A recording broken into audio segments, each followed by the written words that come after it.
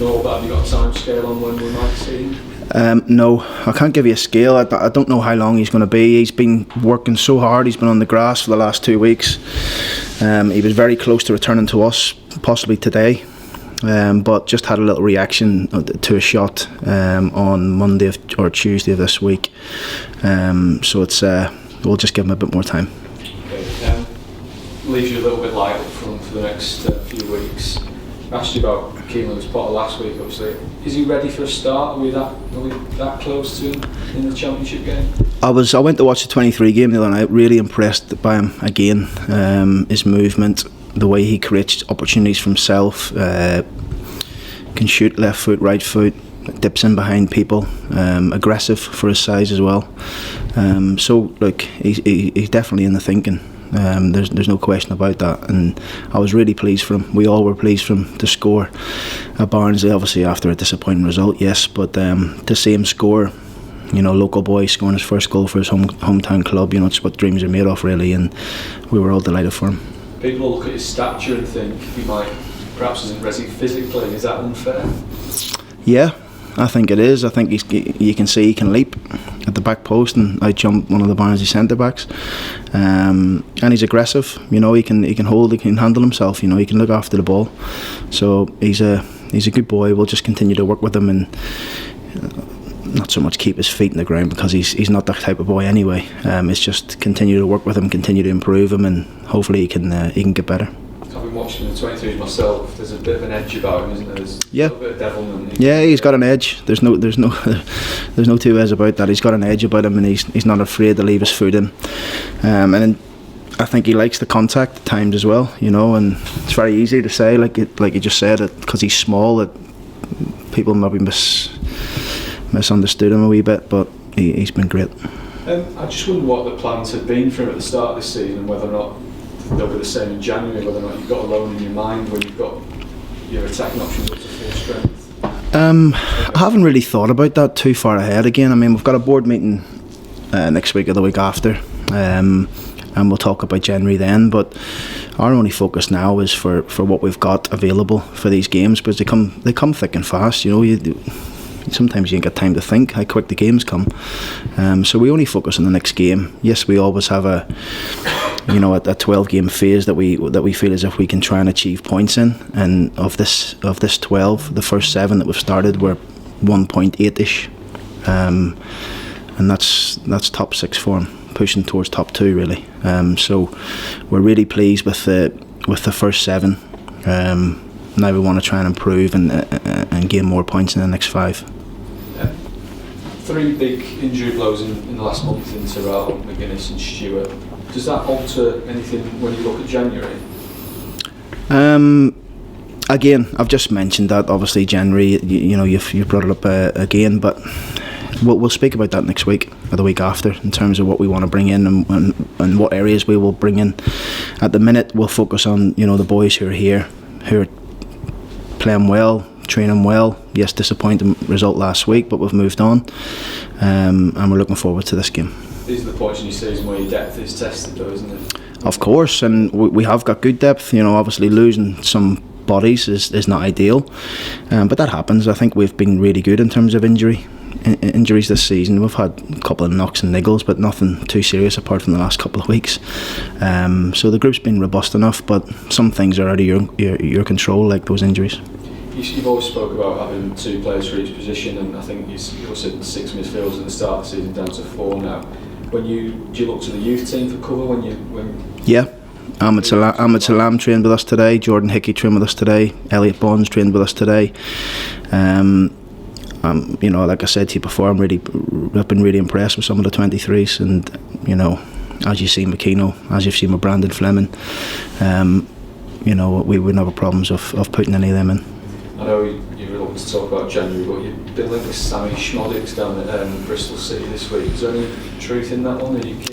Look, I'm sure Lee's working hard behind the scenes. Well, I know he's working hard behind the scenes, and as soon as an agent phones you with a player, or you phone an agent asking about a player, sometimes agents can be a wee bit busy and put it into paper. So I'm sure you'll see loads of the speculation coming up from now to January. So we don't really take much notice of that. Is that possible then? Like I say, speculation. That's all it is. I'm sure there'll be plenty of names linked with us from now to January. We've spoken a lot about players coming into the club or potentially. Do you feel the need to trim any excess in January, and how much does that shape your plans in terms of what you can bring in? No, not really. I think we'll address it when it comes along, and we'll speak about that in the next couple of weeks. But like I said to you, we're only really focused on this next game, which is Stoke, and we don't want to think too far ahead of that. Okay, I did want to ask you about the other players that are out on loan at the minute. Jacob Greaves in January, what do you think will happen? At this present time, after speaking to Jacob, he's loving it there at Cheltenham. We could very easily bring him back and put him into a League One club tomorrow.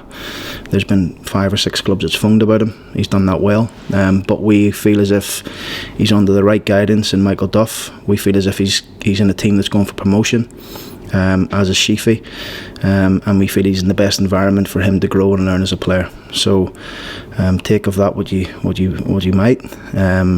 Again, that's something that we'll speak about over the next couple of weeks with Iab and Lee and David. But if you want to twist my arm on it, ideally for us, he would stay and get 45, 46 games this season at a team going for promotion. Because if there was League One interest, you couldn't offer him necessarily the same guarantees that you're getting at Cheltenham, isn't it? No, not really. And to be honest with you, it's not about the guarantees. It's about learning his trade off an ex-teammate of mine who I played with, international football player Michael Duff, played in the Premier League. Very good coach, very good manager. He's in the best environment, to learn and grow. The same as Sean McLaughlin, that first team regular football is valuable in the learning the trade. Yeah, it's brilliant with Sean. Sean's going to come down over the next week or two, and I'll outline my plans for him. So I don't really want to speak about what's going to happen with Sean until I actually speak to the boy himself. But we stay in contact all the time. We all phone him after games and during the week to see how he's getting on, and he's loving it. He's loving it up there. Yes, they're not having a best time of it at the minute, but the experience of playing in that league, that's another step from him from the league he was playing in Ireland, and it's natural progression for him really. There's a lot of lads around how that run past December, which is probably the best in the division. It's a little bit different, but psychologically it shows what can be done. It can give you sort of a bit of a lift going into this busy period. Yeah, it can. I mean, that's all it takes in this league. I think you go on 3, 4, 5. I think it was 7 games they went, didn't they? Won 7 in a row last year, which is incredible. It just takes you to get into a little run like that, and it's easier said than done because this league is so difficult and so tight. But I think we would love that, as would 23 other teams in the league. Everyone's searching for that, so it's we'll keep trying to build them up. We're doing at the minute. We feel as if we're in good form over the last 10 games especially, and we've had a couple of setbacks along the way, which is going to happen, of course, but we want to try and keep building what we're doing. Essentially, someone to pride yourself on the league, and then you have a bad day at the office, you get your fans straight away, and then remember the time at Doncaster, obviously the Luton game, the game after, and you've done fairly well on that. Yeah, I think we have reacted well this season in terms of defeats. We've lost 2 in a row, I think, a couple of times maybe already, and we've responded really, really well. So that's one thing about this group. We don't let things linger too long. We always address things straight away the next morning or the morning after, and we get back to work. You see it as the most open championship in a long time. Everyone talks about everyone to be in this season, especially this season. I stand by what I say. Probably the first 1 or 2 weeks that I was here, there's probably 2, 3 outstanding teams in the league. We've beaten one in Fulham. We should have beat one in West Brom if we would have scored that early opportunity. And we've probably got one coming up next Tuesday. So they're the 3 teams that I think are above everyone else. But everyone's got a real chance. I think there's probably 13, 14 teams that still fancy themselves to have a run and get into that top 6, and we're one of them.